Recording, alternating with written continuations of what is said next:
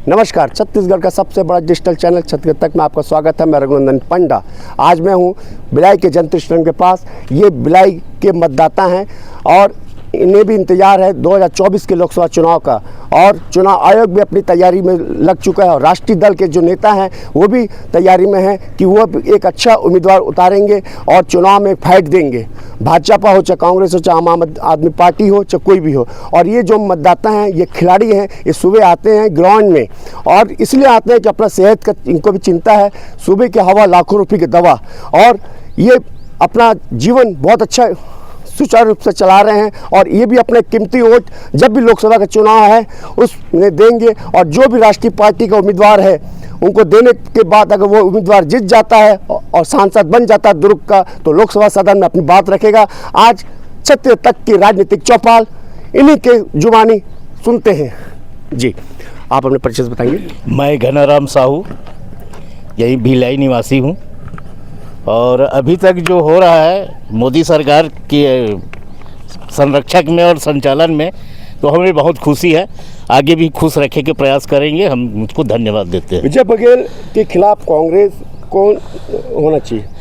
अब विजय भैया जी तो बहुत अच्छे कार्य करते हैं, बहुत शालीनता और सीधा है, लेकिन उनका एक अनुशासन ही उनका कामयाबी है। बस इतना कहूँगा मैं। क्या इस बार भी चाचा बनाम भतीजा होगा? चाचा यानी भूपेश बघेल जो पूर्व मुख्यमंत्री छत्तीसगढ़, और भतीजा यानी दुर्ग सांसद विजय बघेल। इस बार में आपके विचार? अब भूपेश जी जो किए हैं उनको तो आम जनता सब जानते हैं, कई प्रकार के अपना मत विचार से बात करते हैं, उनमें से मैं विजय भैया का सपोर्ट करता हूं। आपके क्या विचार रहेंगे लोकसभा चुनाव में? नमस्कार, मेरा नाम चरण सिंह और मैं भिलाई निवासी हूं। और मोदी जी के बारे में बात करें तो बहुत सारी चीज़ें बहुत अच्छी हुई है, धर्म को लेकर और विकास, इंफ्रास्ट्रक्चर्स और रोड के बारे में बहुत अच्छा काम हुआ है भारतवर्ष में। और कुछ चीज़ें हैं जो मैं हाईलाइट करना चाहता हूं कि वो चीज़ आनी चाहिए सामने, जैसे कि एजुकेशन में 18% टैक्स किसी भी कंट्री में नहीं है। हमारे यहाँ 18% टैक्स है। जैसे नॉर्मली हम एक पेंसिल भी लेते हैं तो उस पर भी हमको टैक्स देना पड़ता है। That is wrong. Actually other countries में ये सब चीज़ें पे टैक्स नहीं है, एग्जेम्प्टेड है। हमारे यहाँ पे ये सब टैक्स है। ये चीज़ों पे थोड़ा सा गौर करना चाहिए, क्योंकि एजुकेशन सिस्टम सही होगा तो यहाँ के लोग एजुकेटेड अच्छी तरह से एजुकेशन ले सकते हैं, और हमारा जो आने वाला भविष्य है बच्चों का वो ठीक होगा। और जॉब अपॉर्चुनिटीज़ के लिए कोशिश करनी चाहिए गवर्नमेंट को कि जैसे बड़ी सिटियों में तो अपॉर्चुनिटीज़ है, लेकिन जो छोटी सिटीज़ हैं जैसे हमारे यहाँ पे भिलाई सिटी है और कोरबा जैसी, रायपुर जैसी, ये इस सिटी पे जॉब अपॉर्चुनिटीज़ को बढ़ावा देना चाहिए कि यहाँ पे भी कंपनी आए, यहाँ पे इन्वेस्ट करे। तो गवर्नमेंट को इस बारे में सोचना चाहिए। धन्यवाद। ये मतदाता कह रहे हैं सरकार जो टैक्स लगाती है एजुकेशन पर, एक छोटा सा पेंसिल भी लेते हैं हम दुकान से खरीदते हैं उसमें भी टैक्स देना पड़ता है, तो टैक्स देंगे तो हमारा तो खर्चा होता ही है।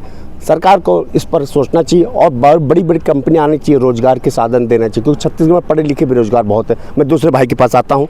क्या विजय बघेल के खिलाफ कौन से प्रत्याशी होने चाहिए? मैं हरिशंकर चंद्राकर, भिलाई निवासी। विजय बघेल के अगेंस्ट में कौन होगा वो तो पार्टी डिसाइड करेगा। और विजय बघेल तो ठहर एक मोहरा है।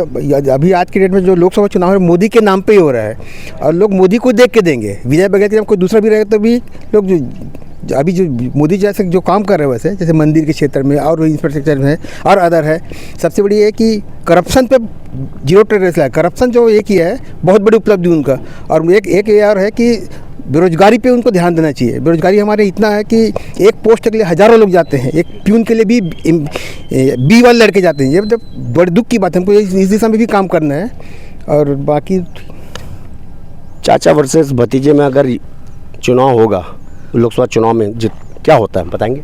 नहीं, मैं बता रहा हूँ ना, ये तो चुनाव तो मोदी ही लड़ रहे हैं वैसे। विजय बघेल नहीं लड़े यहाँ से चुनाव। ये चुनाव मोदी ही लड़ा वैसे। अभी जितने भी लोकसभा जीतते हैं ना मोदी के नाम से जीतते हैं, वो अपने नाम से कोई नहीं जीत सकता। ये मतदाता कह रहे हैं कि जो अभी जो चुनाव होगा विजय बघेल नहीं, मोदी के चेहरे पे चुनाव लड़ा जाएगा और उन्हीं की जीत होगी। मैं फिर भाई के पास आता हूँ। आपके क्या विचार? मेरा नाम राजेंद्र कुमार वाजपेयी है और मैं भिलाई में बचपन से रहा हूँ और यहाँ मतलब पढ़ाई लिखाई टोटल यहीं किया हूँ। भिलाई स्टील प्लांट में कार्यरत हूँ। मोदी जी का कार्यकाल तो बहुत ही अच्छा रहा और मतलब सराहनीय रहा। जिस हिसाब से कई इन्होंने बड़े बड़े काम किए हैं, करप्शन पे सबसे ज़्यादा ध्यान दिया है और नोटबंदी जैसे बड़े बड़े चीज़ों को इन्होंने कंट्रोल करके और अपने इंफ्रास्ट्रक्चर को भी काफ़ी बढ़ाया है। और इस आधार पे मोदी जी को ही आना चाहिए और जिससे मतलब देश का विकास भी होगा और आगे मतलब विश्व स्तर में इनका नाम होगा। लोकसभा चुनाव जो दुर्ग का अभी होगा उसमें चाचा वर्सेस भतीजा, चाचा यानी भूपेश बघेल कांग्रेस से रहेंगे और विजय बघेल भतीजा भाजपा से, कैसा रहेगा युद्ध? चाचा भतीजा का तो इसमें कोई रोल ही नहीं लगता।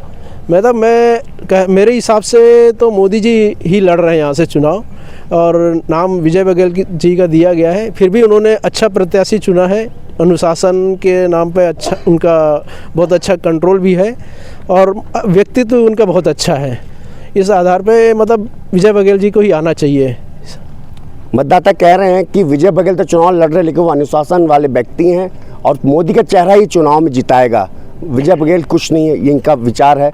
और कांग्रेस का क्या हाल होगा ये तो आने वाला समय बताएगा। मैं भाई साहब के पास आता हूँ, आपके विचार भाई साहब। नमस्कार, मैं अनिल कांबड़े प्रियदर्शनी परिसर में रहता हूँ। देखिए, बीजेपी ने जो 2 टर्न किए हैं, 10 साल अभी होने जा रहे हैं उनके, उसमें जो उपलब्धि हुई है, एक तो सबसे बड़ी उपलब्धि है फास्ट ट्रैक की। आज आप टोल में जाइए, एक ज़माने में था 25-50 गाड़ी खड़ी, आधा घंटा तक हम वहाँ खड़े रहते थे और टोल देते देते उसको चिल्लर नहीं है, ये नहीं है करके। आज फास्ट ट्रैक लग गया है, गाड़ी खड़ी हुई तुरंत ग्रीन सिग्नल होता है और निकल जाती है। और इसमें सबसे बड़ी बात है कि चोरी बंद हो गई है। आज सब ऑनलाइन हो गया है, जिसके कारण से चोरी की संभावना पूरी तरह से खत्म हुई। पहले टोल वाले कितनी चोरी करते थे, सरकार को कितना चूना लगाते थे, इसकी कोई गारंटी नहीं थी। और दूसरी बात है, मैं अभी यहाँ से जो कैंडिडेट खड़े हैं विजय बघेल जी, मैं उनसे एक ही रिक्वेस्ट कर रही है, जीत के आते हैं तो अपने भिलाई और छत्तीसगढ़ में आईटी सेक्टर का जरूर होना चाहिए। यहाँ पे कोई भी आईटी कंपनी नहीं है। आज हमारे यहाँ शहर के बच्चे लोग बेंगलोर, मद्रास, पूना में जा के नौकरी कर रहे हैं। क्यों ना हम हमारे इतने बड़े छत्तीसगढ़ में सारी चीज़ें उपलब्ध होने के बाद भी एक भी आईटी कंपनी हमारे यहाँ आती नहीं है, जिससे सबसे ज़्यादा रोज़गार लोगों को मिला है। आज बड़े बड़े बेंगलोर शहर में लोग आईटी के बच्चे जो कंपनी आने से ज्वाइन किया, आज उसके शहर का कितना डेवलपमेंट हुआ है, लोगों को रोज़गार मिला है, लोग फूड का काम मिला है लोगों को। ये सब चीज़ें है ना बहुत ज़रूरी है। यदि भूपेश बघेल जीत के आते हैं तो मैं उनसे एक ही अनुरोध करूँगा कि यहाँ पर आईटी कंपनीज़ का आना बहुत ज़रूरी है, क्योंकि आईटी में ही बच्चों को अच्छी सैलरी मिलती है और अच्छे काम मिलते हैं। धन्यवाद। ये मतदाता कह रहे हैं कि छत्तीसगढ़ में पढ़े लिखे बेरोजगार जो काम करने के लिए अदर ज़िले जाते हैं, बेंगलोर, दिल्ली, कलकत्ता, वो यहाँ पे काम करेंगे और अपने माँ पिताजी की सेवा करेंगे। इसमें सबको फ़ायदा है और जो भी सांसद जीते वो भी एक आईटी कंपनी लेके आए। ये मतदाता के विचार है। मैं फिर भाई के पास आता हूँ, आपके क्या विचार है भाई साहब? मैं नमस्कार, मैं नुमान वर्मा भिलाई से। मोदी का तो कोई तोड़ ही नहीं है। मोदी का जो काम देख के तो लग ही रहे 100% लगभग सब खुश हैं। और रही सवाल आप जो भी किए, विजय बघेल के सामने जैसे जो भी खड़ा होते हैं उससे कोई फ़र्क पड़ेगा नहीं, उनका तो जीतना तय हो जाएगा। क्या भूपेश बघेल अगर चुनाव लड़े दुर्ग लोकसभा से, क्या वो विजय बघेल पर भारी पड़ेंगे? बिल्कुल विजय बघेल आगे ही रहेगा, आगे रहेंगे 100। किस आधार पे? 100% उनके अनुशासन के आधार पे। और एक मोदी का उनके ऊपर वो भी है, फेथ भी है, और जनता का भी मोदी के ऊपर फेथ है। इससे मतलब आराम से निकल जाएंगे। मोदी का चेहरा ही 2024 का चुनाव लोकसभा भाजपा को जिताएगा और उस उम्मीदवार को जिताएगा, ये भाई भी कह रहे हैं और ये होके रहेगा, ये तो समय बताएगा। कांग्रेस का क्या हाल होगा ये तो समय बताएगा। मैं फिर दूसरे भाई के पास आता हूँ, आपके क्या विचार है? सर मैं लोमत साहू भिलाई। सर अभी जो मोदी का जो काम है सर, करप्शन तो बिल्कुल ख़त्म हो गया लगभग, ऐसा टाइप का है। पूरा तो नहीं हुआ लेकिन हो गया है और इनके काम से मैं बहुत संतुष्ट हूँ सर। और ये जो अयोध्या का जो मंदिर जो बना है ना सर, अपन 5 साल से वही करते देखते आ रहे थे कि नहीं हुआ करके उन्होंने कर दिया, तो हम इनके कार्यकाल से बिल्कुल संतुष्ट हैं। चाचा वर्सेस भतीजे की लोकसभा चुनाव में अगर प्रत्याशी होते हैं, अगर चाचा कांग्रेस से उम्मीदवार रहेंगे और विजय बघेल भाजपा से, तो दोनों के चुनाव में युद्ध में क्या रहेगा बताएंगे? वो तो मतदाता है, उसको अपने मत देंगे, उनके ऊपर डिपेंड करता है सर, उनको किसको देगा नहीं देगा इनके बारे में मैं कुछ नहीं कह सकता। विजय बघेल का जो कार्यकाल है अभी जी, ऐसा क्या काम है जो कर नहीं पाए जो आपको खराब लग रहा है? नहीं, विजय बघेल का काम वैसे अच्छा है, पता उन्होंने अच्छा शालीनता से काम किया है, उनके कार्यकाल से संतुष्ट हूँ मैं। आपके क्या विचार हैं बताइए। सर मेरा नाम श्रीकांत नायर है, मैं भिलाई निवासी हूँ। जैसा कि अभी 2024 का चुनाव है और हर प्रदेश का और हर ज़िले का एक मुद्दा रहता है और हर चुनाव में एक सबसे बड़ा मुद्दा रहता है बेरोज़गारी, नौकरी। जैसे हमारे बड़े भैया ने कहा था कि यहाँ पर आईटी हब होना चाहिए, भिलाई शहर जाना जाता है एजुकेशन हब के नाम पर अब उसको ट्रांसफॉर्म करके जॉब का एक हब बनाना चाहिए। जैसे कि हमारे बहुत युवा हैं जो बेरोज़गार हैं, जो दर दिन ब दिन बढ़ते जा रहे हैं। अभी भारत बहुत युवा हैं जो बेरोज़गार हैं। ना सिर्फ उन्हें सरकारी नौकरी पर आश्रित, भले मतलब सरकार को उनके कौशल विकास पर, स्किल डेवलपमेंट पर करके एक उद्यमी की तौर पे उन्हें तैयार किया जाना चाहिए। ये सबसे बड़ा मुद्दा रहेगा। ये युवा मतदाता कह रहा है कि आईटी कंपनी के साथ साथ यहाँ पे जॉब के लिए भी होनी चाहिए, क्योंकि यहाँ पे पढ़े लिखे लोग हैं। अब भिलाई को एजुकेशन हब कहा जाता है। ये लघु भारत है भिलाई स्टील प्लांट, ये एशिया का सबसे बड़ा स्टील प्लांट है। मैं दूसरे मतदाता के पास आता हूँ जी। आपके क्या विचार? यहाँ कौन से मुद्दे जिस पर आप वोट करेंगे? नाम जी। उदय ठाकुर। कौन से मुद्दे हैं जिस पर आप अपना एक वोट करेंगे? क्या बोलूँ आखिर आप वोट तो देंगे ना? हाँ, आप मोदी जी के काम तो वैसा अच्छा है, उसके हिसाब से हम वोट देंगे। क्या मुद्दे पर आप वोट डालेंगे? मुद्दे तो यही है कि अभी तो देखिए मोदी लहर चल रही है, हर आदमी के जुबान में मोदी मोदी है। वो कैंडिडेट कोई भी खड़ा हो, कैसा भी खड़ा हो, यदि वो हार गया तो उसकी बेइज्जती है कैंडिडेट की, मोदी जी की बेइज्जती नहीं है। क्योंकि मोदी जी के नाम से ही लोग वोट दे रहे हैं, क्योंकि उनके कार्य को देख के दे रहे हैं वोट। बाकी आप उस कैंडिडेट के नाम से सोचेंगे तो कैंडिडेट के नाम से वोट नहीं देते हैं लोग। बीजेपी को इसलिए वोट देते हैं क्योंकि वो मोदी जी के फॉलोअर है। बाकी और मेरे को तो उसके बारे में कुछ कहना नहीं है। ठीक है, आप वोट डालेंगे किस मुद्दे पर? मैं वोट तो डालना ही पड़ेगा ना भाई। हाँ, वो तो डालेंगे। किस मुद्दे पर डालेंगे आप? मैं ये कहना चाहता हूँ कि भिलाई जो है शिक्षाधानी के नाम से जाना जाता है। भाई साहब लोगों ने बोला कि वाकई में यहाँ पे जो पढ़े लिखे बेरोजगार हैं उनके लिए कोई मतलब एक सलूशन होना चाहिए। और रही बात प्रधानमंत्री के, तो मैं तो बोलता हूँ देश के, अब पूरा विश्व में उसके मुकाबले में कोई ऑप्शन नहीं, विकल्प नहीं है। रही बात स्थानीय यहाँ पर है, ताकि जो भी कैंडिडेट चाहे बीजेपी से हो, कांग्रेस के हो, यहाँ के लोगों के लिए कुछ करे। जैसे अभी पिछले 5 साल के कार्यकाल में गरीब लोग, किसान लोग बहुत खुश थे। ऐसा करना चाहिए। मोदी का भी मैं ये रहना चाहिए। और हम लोग मिडिल क्लास के हैं, तो टोटल फ़ायदा जो होता है नीचे वर्ग को होता है या हाई वर्ग को होता है। बीच के लोग, जैसे हम लोग इनकम टैक्स पेयर हैं, पूरा जीवन भर इनकम टैक्स से भी दिए हैं और रिटायरमेंट के बाद भी इनकम टैक्स पे करना पड़ता है। ये बहुत दिग्रानी की बात है, दुख की बात है। रही बात बीएसपी एम्प्लॉइज़ की बात है, बीएसपी एम्प्लॉइज़ के लिए जैसे हमारे जो भी जनप्रतिनिधि जीत के जाते हैं उनके लिए कुछ करें। जैसे चाहे 39 माह की एलियर्स की बात हो, चाहे बीएसपी वर्कर के और तमाम सुविधा की बात हो। ये मतदाता कह रहे हैं अगर जो सांसद जीतेगा, मैं भिलाई स्टील प्लांट का कर्मचारी हूँ, हमारा 39 महीने का एरियस का भुगतान हो जाता है तो हमें कुछ राहत मिलेगी। ये तो समय बताएगा कौन सांसद इनके समस्या पर ध्यान देता है। जी भाई साहब, आपके किस मुद्दे पर आप वोट डालेंगे? मैं तो मोदी जी के कार्यों पर वोट डालूंगा, क्योंकि उसके जो भी योजनाएं हैं आज के डेट में, चाहे किसान हो, चाहे वहाँ के वर्कर हो, है ना, और आत्मनिर्भर जो चालू किए हैं, जो इंडस्ट्री चलाने का खुद से कर सकते हैं, ये चीज़ है। और आयुष्मान भारत जो हेल्थ से रिलेटेड जो काम कर रहे हैं, उसमें हेल्थ से रिलेटेड काम तो अच्छा हो रहा है, लेकिन उसमें क्या थोड़ा डिसिप्लिन होना चाहिए। जो हॉस्पिटल में जाते हैं अपन लोग, तो वहाँ पर जो सिस्टमेटिक होता नहीं है, अपने काम पे टाइम पे रहते नहीं है, इस पर थोड़ा सा स्ट्रिक्टली करना चाहिए। बाकी एजुकेशन में और ध्यान देना चाहिए थोड़ा सा। किस मुद्दे पर आप वोट डालेंगे? मेरा नाम इंद्रमन सिंह है।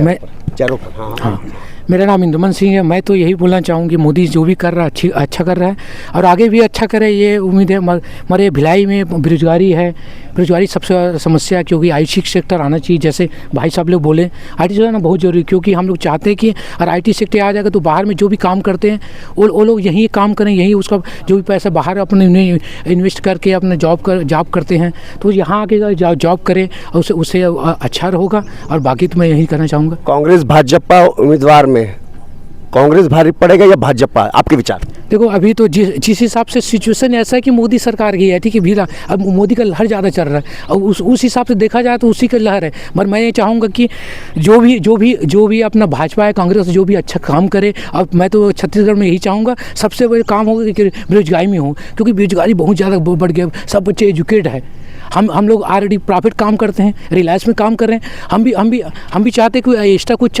जॉब मिलता, अच्छा काम करें। तो ये मुद्दा है, यही चाहूँगा बस। ये भी भाई साहब का एक विचार है कि भिलाई के लोग क्या युवा बेरोजगार हैं, जो पढ़े लिखे शिक्षित युवा हैं, बेरोजगार हैं, उन्हें भी जल्द से जल्द नौकरी मिले, तब हमारा छत्तीसगढ़ का नाम अच्छा होगा, हमारे दुर्ग जिले का नाम अच्छा होगा। आपके क्या विचार आखिरी? देखिए, छत्तीसगढ़ का विकास होना चाहिए, हर आदमी चाहता है। और ये सांसद जो हम जिसको चुन के देंगे वो ज़रूर लोकसभा में अपना आवाज़ उठाएगा।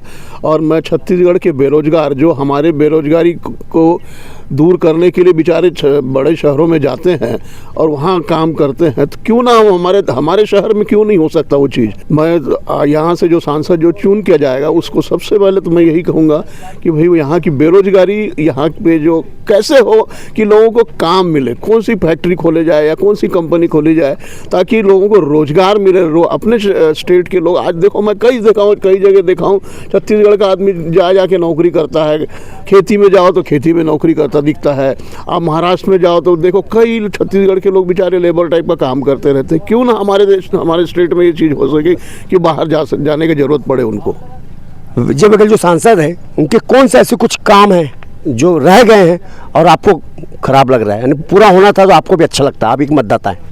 वही मैं बोला, बेरोजगारी को ख़त्म करे। और क्या, आज तक बेरोजगारी के तो कितने सांसद आ गए हैं, कोई एक ऐसा सोचता नहीं है कि कोई यहाँ कंपनी लगाया जाए।